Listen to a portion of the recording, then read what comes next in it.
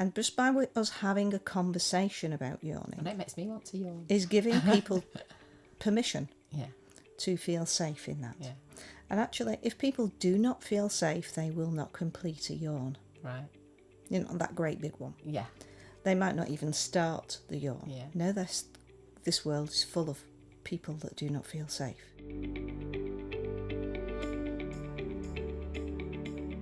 Rachel is an agent of change for our mind, body and spirit. She is encouraging the whole world to shift into mind, body and spirit in less than a minute with one humble action. The whole of humanity does contagiously and is overlooked, underestimated and undervalued, just like each of us has been. Welcome, Rachel. Oh. I'm so excited to have you on my podcast, Raw. Me too, thanks, Jane. Tell us about this humble action that you are trying to share worldwide and doing a phenomenal job at it. Well, it's happening quite energetically on its own because it has a life of its own and it wants to do its own thing, and it's been doing its own thing for a very, very, very long time. Tell us what it is. But we've not taken any notice of it, you see, Jane. We haven't? We haven't taken any notice of it, and it is dearly overlooked, underestimated and undervalued. And when you start to use it intentionally, Yes. really crazy, beautiful, creative things start to happen. Tell us more. And that's what we're doing. So for the past 18 months, well, longer actually, with my experience of this beautiful entity. But for the past 18 months, we've created an organisation called the Great Big Yawn. And the Great Big Yawn is all about shifting mindset from one tiny little action, doing a full 180. That one tiny little action, say for example the yawn, at the moment is more or less associated in the Western world with boredom, apathy and exhaustion. Absolutely. Boredom, apathy and exhaustion are systemic issues with societal unrest.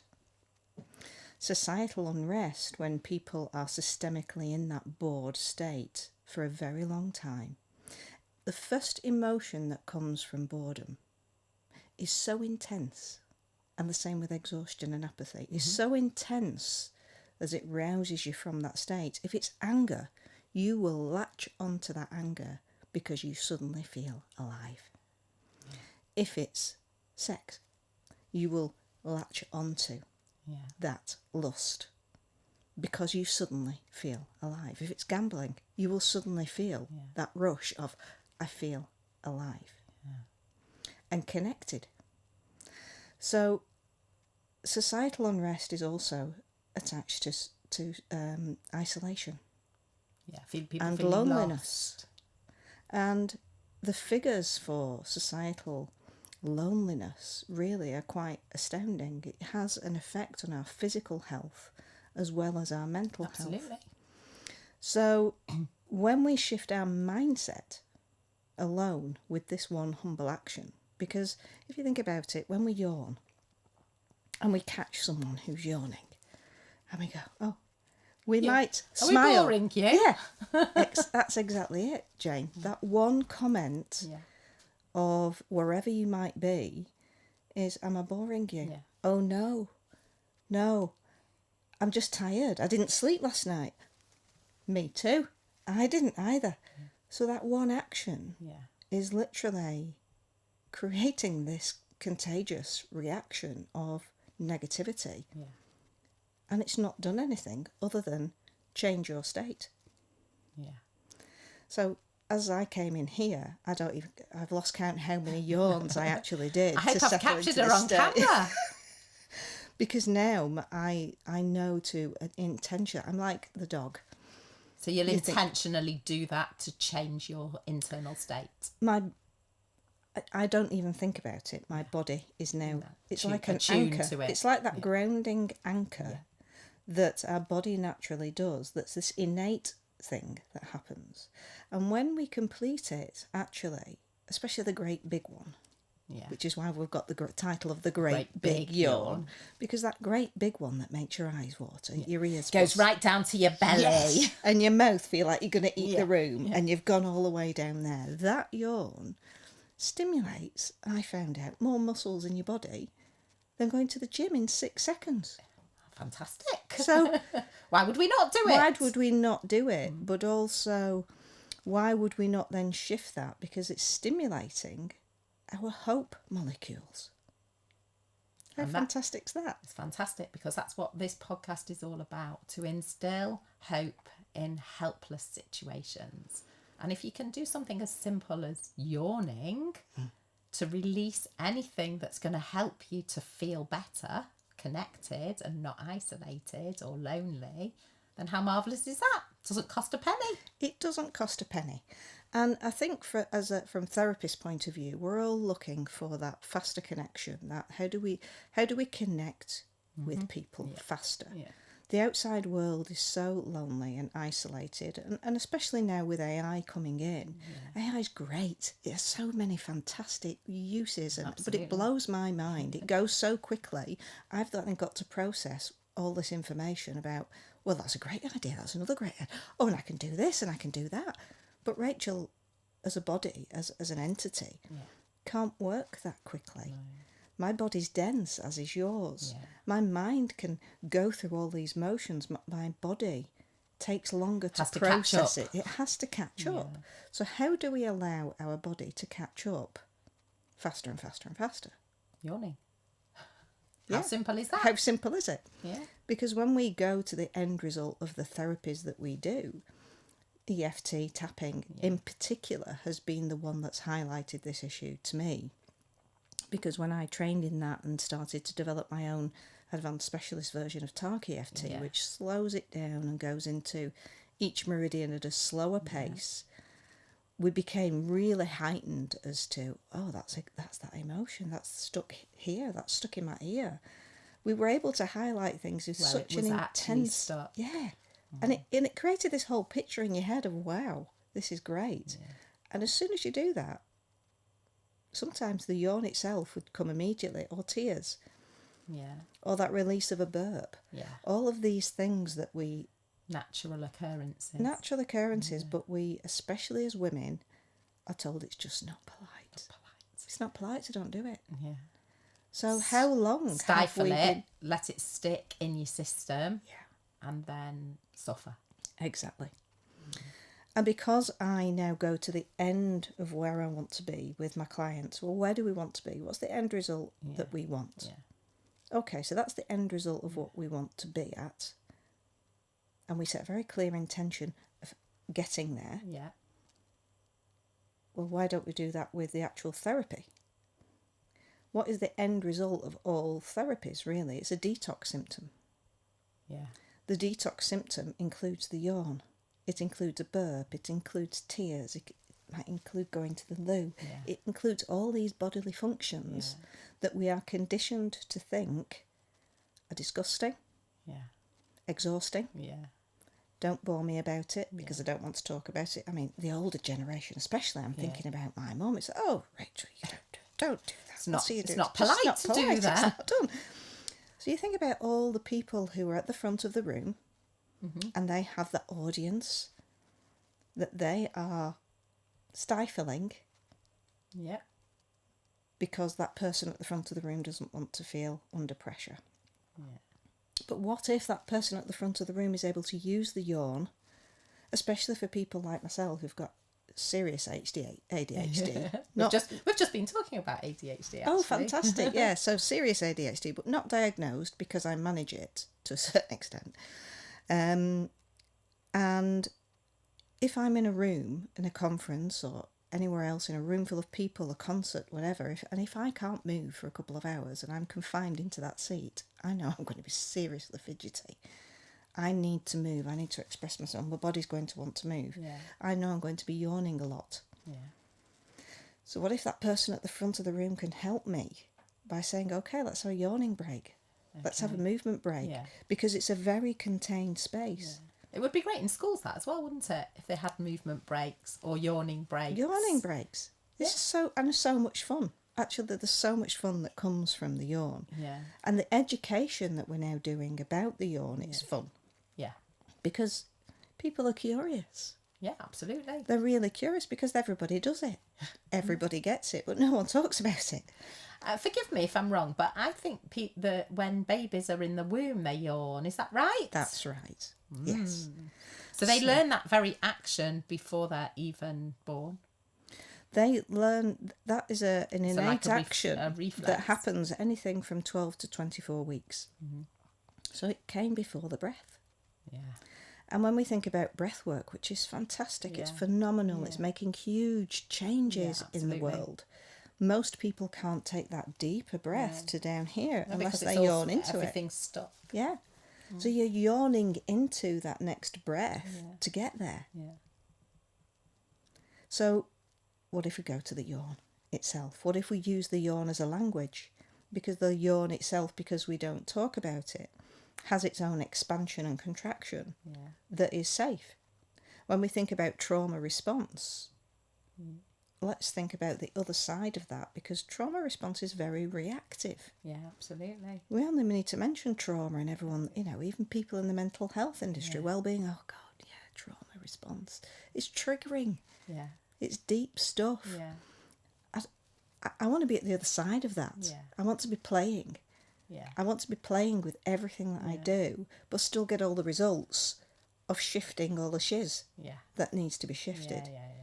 But keep going. And financially, as a country, as organisations around the globe, we've got to shift our shiz a lot quicker so that we can financially, economically shift ourselves forward.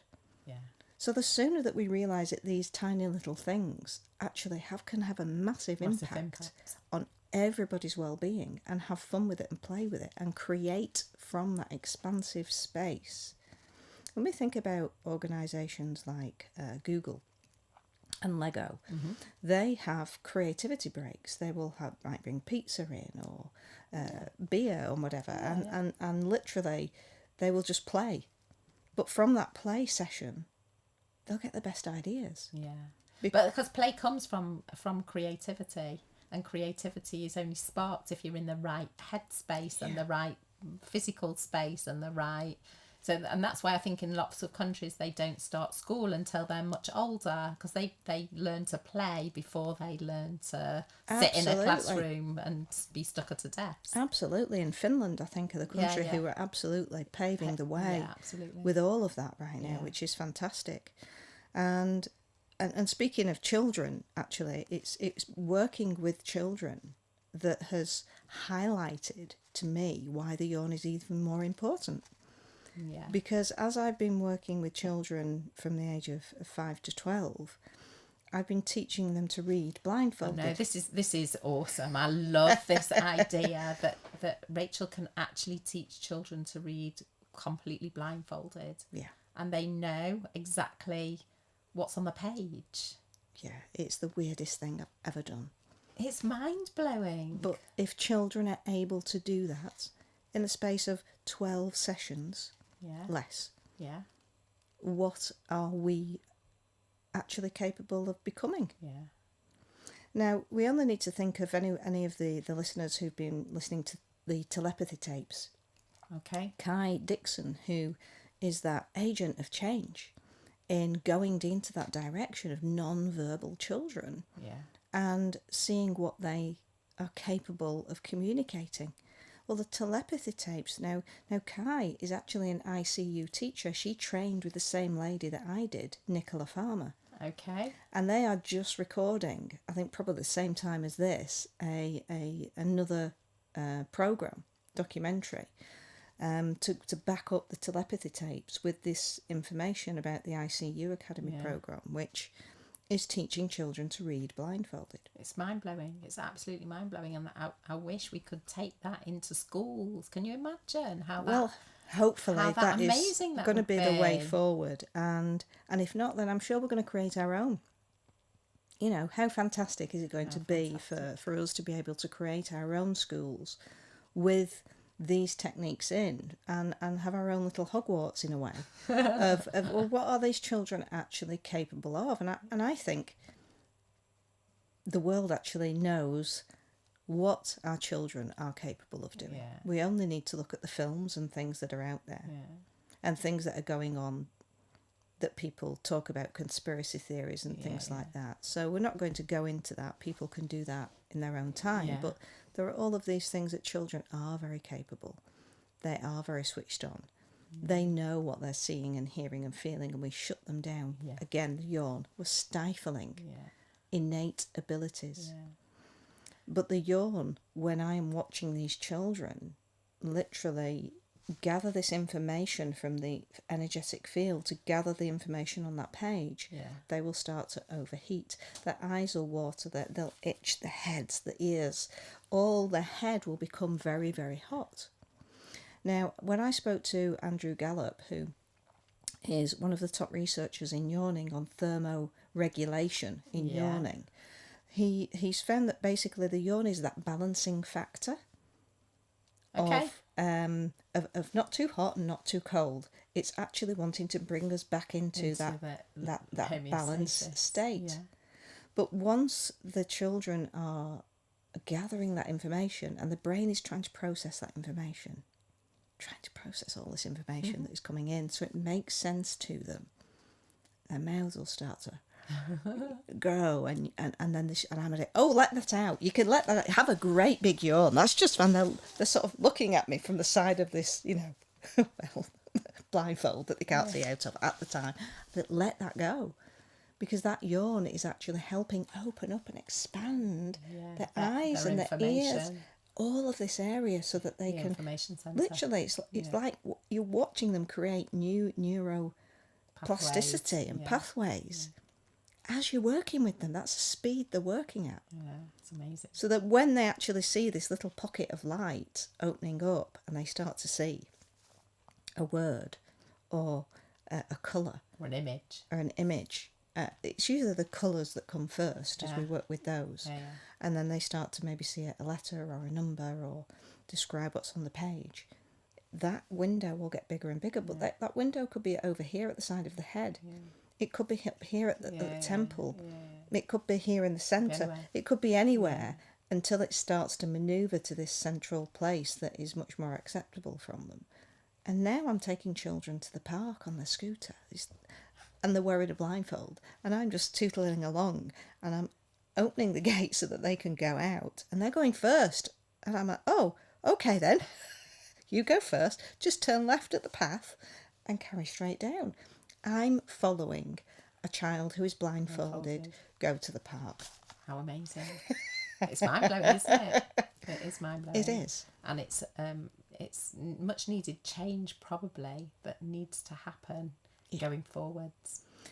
I think it is, Jane, because we are telling our children and ourselves that there is always something wrong with us. Yeah. We're a problem. Yeah. We're a big problem. Yeah. We're exhausting. Yeah. Yeah, we're apathetic. This isn't You're good boring. For you. That's not good for you. You can't do Where this. Why are you doing that? Where are you going? Doing? What are you doing? How are you doing it? All of that. All of that. It's wherever we go, and it's exhausting to listen to it and be in that environment. So it drains you out actually of energy. It totally drains you. Instead of filling up your cup, it's emptying it and draining it. It totally does. Yeah.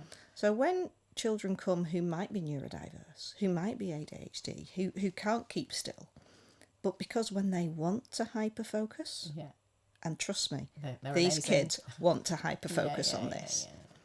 So when they hyperfocus on this, and I am working faster than I have ever worked, let me tell you, I am like, oh my God, right, I've got to do this, right, and it's fast work. Yeah. Shows me that our school environments are not working fast enough for our kids at all. No, they're not. They need to be. They're outdated, actually. Absolutely. And they need that movement. Yeah. They need that movement of, okay, next, right, okay, we'll do this. And then we go back to it. Yeah. And it's very fast work, but it's fun. Yeah. Can you tell me, is there anybody that actually can't yawn or doesn't, or has blocked it in so that they're unable to yawn because they've got some sort of blockage or... Well, let's try and think of that again as a full 180. I mean, everybody's different, and the fact that somebody just might not want to yawn in your presence doesn't mean that they can't yawn. Yeah, I get that. It's a very personal action, and by just planting the seeds, everything that we do is a seed of growth, of expansion. And just by us having a conversation about yawning, And it makes me want to yawn. is giving people permission Yeah. to feel safe in that. Yeah. And actually, if people do not feel safe, they will not complete a yawn. Right. You know, that great big one. Yeah. They might not even start the yawn. Yeah. No, this world is full of people that do not feel safe. Yeah. But we've been taking this, it's gone very quickly, the great big yawn, over to Africa, to Uganda, I know, Ghana, Sierra Leone, yeah. Kenya. They've picked this up and they're flying with it. Now, they've taken this into domestic abuse, human trafficking circles. Yeah. Excuse me, it's going over. We've got one of our guys who's over there at the moment doing some work with the Hunger Project. And he wants to take this into these areas because over there the yawn is very much attached to hunger. Right. So we're finding out all of these things about what is the yawn attached to, and also how much fun can we have. And just by talking about it and normalising the conversation and having 15-minute sessions of yawning together, what happens when we're contagiously yawn together? Yeah. Well, we've been collecting research, or I've been collecting research, to say, okay, well, over a 30-minute get-together on Zoom, and there might be 8 of us, and we have a 15-minute period where I press the button on my little weirdoscope that collects data from the quantum field. Yeah. It's a random event generator. There's 2 of them. Throws out zeros and ones. Is there any chance of us bringing those zeros and ones together or separating them out of this bell-shaped curve? So within a 15-minute period of me pressing the button, I go, all right, now we're just going to talk about yawning and count our individual yawns and have fun. And the feedback from that is crazy. Between maybe 8 of us, we might complete 143 yawns in 15 minutes. Wow. All we're doing is talking about it. And how does that make a person feel? So after the 15 minutes, what the conversations are off the scale. So literally we have conversations and we try and keep it on track as to, well, what is happening with your yawn. So it might be, oh, that's really made my eyes water, but I feel that at the back of my neck on the right-hand side. And now I feel it in my shoulder. Yeah. Oh, gosh, that's right down in my stomach. Yeah. Oh, my ear's gone. I can't hear now out of that ear. Some are not. Usually me, someone will then go into an innate giggle because that yawn that has been completed relaxes your system so much. Yeah. Nervous system dysregulation. Yeah. It's all connected. When we think of the polyvagal theory, parasympathetic, sympathetic nervous system, all of that, it soothes it immediately. Yeah. So mind, body, spirit is literally connected in less than a minute. Yeah. An average yawn is 6 seconds. Yeah. When we come together, we're contagiously yawning, and we might be doing yawns for 21 seconds. Yeah. I've counted. This is how sad I am. I have sat and I have counted yawns on Zoom to see how long we're actually yawning for. And the more relaxed we go into it, the longer the yawns become. Yeah, they last longer. So when I came in here, I wasn't doing little yawns. No, I was doing big, deep belly yawns. Big, deep yawns to allow me to settle into this interview with you. And I just allowed myself to do that. Yeah. I wasn't having a conversation with, I'm now going to yawn. I was just letting my body do what it naturally does. What it needs to do. But coming back to the things about conversations, it's conversations of, I have slept so well tonight, I can't wait to come back tomorrow night because this is relaxing me so much, my whole sleep pattern's improved. Mm. One lady even related this to, this is like, you know, as relaxing as an orgasm. So the conversations are really quite varied, but beautiful. Yeah. All beautiful. Yeah. But when we think that this area here, from the mouth to the collarbone, it's all connected to your expression. It's the only thing that connects our mind and our head and body. Yeah, it is. So when we are clenching our teeth, when we are grinding our teeth and holding our jaw tight, which most people do, because people who are being in hold on to trauma situations, which we didn't want to talk about, but we are. That jaw of holding that information in, don't want to talk, I'm not going to open my mouth, it's not safe. It gets buried inside. Yeah. But you open a conversation about yawning to anybody, it's safe. Yeah. Everybody can add something to it, because most people yawn or have had an experience of yawning, even if they're not doing it recently. Yeah. And we've had quite a few people turn round to us and say, well, I was listening to my friend talk about this yawn thing, and I suddenly realised... I started yawning. Yeah, I started to yawn, and I suddenly realised I haven't yawned for 5 years. And we were like, how would you actually know you've not yawned for 5 years? She said, well, at first I thought it was 2. She said, but then when I started to think about it, it must have been 5. Wow. Because she was relating it to her husband passing. And she made the connection that she'd not yawned since he'd passed. But because she'd been caring for him for so long beforehand, that process had stopped because she was holding it. Now, I'm burping now because I could really relate to what she's saying right now, because this past week, a couple of weeks, my mum's been in the hospice and then come out. Not many people come out of a hospice. She went in for end of life. And I know I wasn't yawning my usual yawns before she went in, because I was holding holding it all together. The emotion. I'm holding it all together. Now, the day after she went in, and the next day when I went in, and she was sat up and looking a little bit more alert, I started to yawn because I knew she was safe. And I had a little yawn, and then as the week progressed, and then she started to eat. Okay. And came out 9 days later. Amazing. Better than she went in. I'm now back to my yawning self because I'm feeling safe. Yeah. But before that, I could really relate to what this lady was saying. Yeah. Because the grief, the loss, everything that you are holding in, to hold it together, to cope with it, to just do the things that need to be done.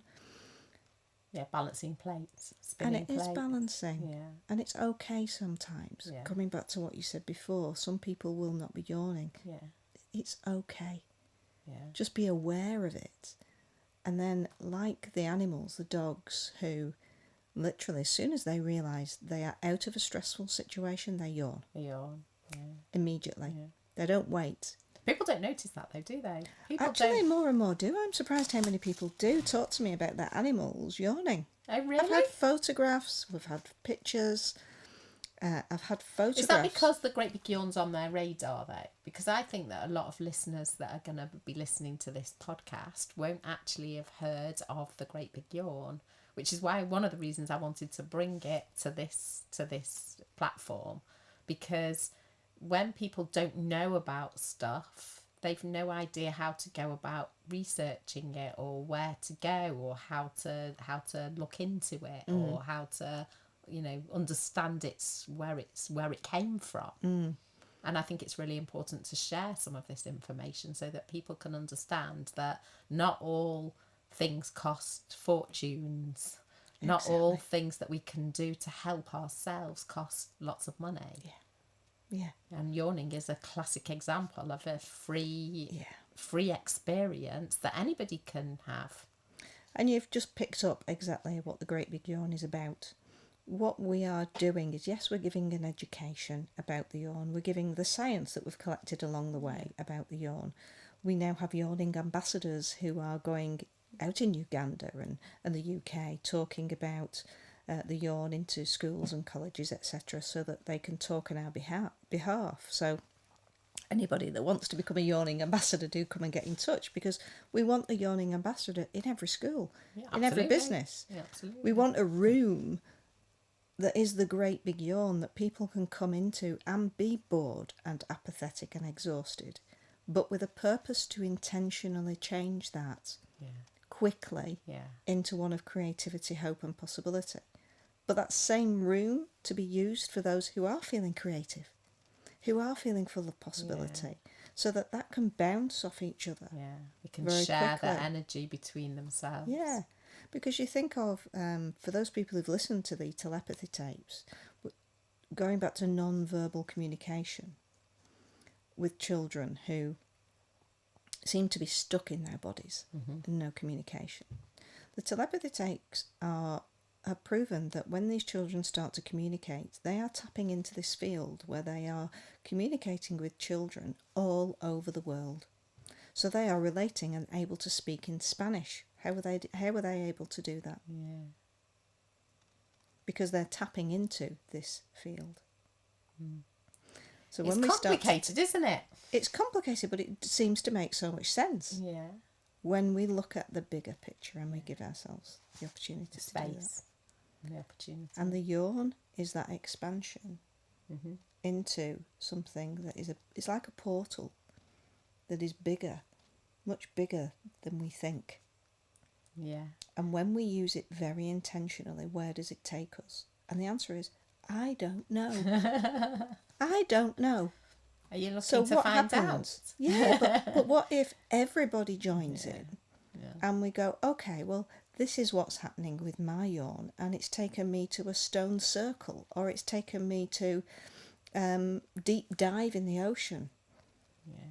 It's taken me to an ostrich who is yawning and I'm yawning.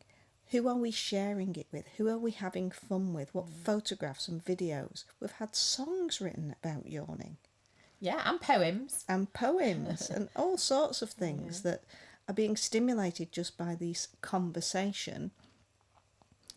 So my question is to your listeners is, when were you first feel like you were stifling a yawn?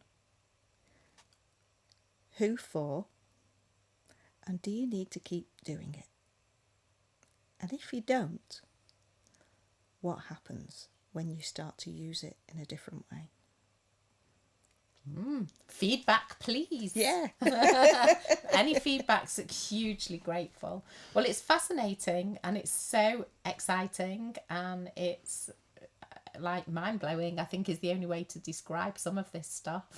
And we're at the cutting edge, I think, of this whole process, and it makes it even more exciting to know that we can sort of hopefully change some of the myths and like disconnection just by using that humble yawn more frequently, more deeply, Absolutely. with more awareness. There's so much hope out there, Jane, for people when we start to use things in a different way. In a different way. When we think about it differently, when we react differently, when we respond differently, when we change the way we look at things in order for the things that we look at to change, then everything really does change. It really does. And in the most beautiful of ways. Even more beautiful than we could ever plan imagined. it.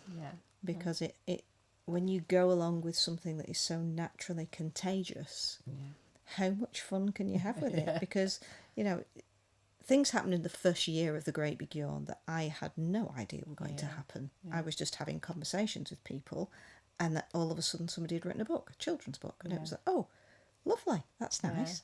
Because the 10th of November, everybody, the 10th of November... That was the next thing I was going to say. We have a yawning date. We have a National Yawning Day, 10th of November, so that we can perhaps do some yawnathons together, count our yawns in these 15 minutes, see how many we can do. We're going to do this monthly, so anyone who wants to join us online or face-to-face can come as join us and join in with the yawnathons and give us immediate feedback as to what is happening. So they're going to be part of the research and the data moving forward in each country. How exciting. Together. It's fab. Absolutely fab. Well, thank you so much for coming along today. Thank you. To share your mind-blowing scientific understanding of everything that you do to change the way people think. It's amazing what you do, and I'm truly grateful to have you as one of my colleagues and good friends. Oh, Jane, it's a pleasure. Absolute pleasure. Thank you, my Thank you dear. so much for coming. It's been a pleasure having this conversation, and we'll see you soon. See you soon. Take care. Bye.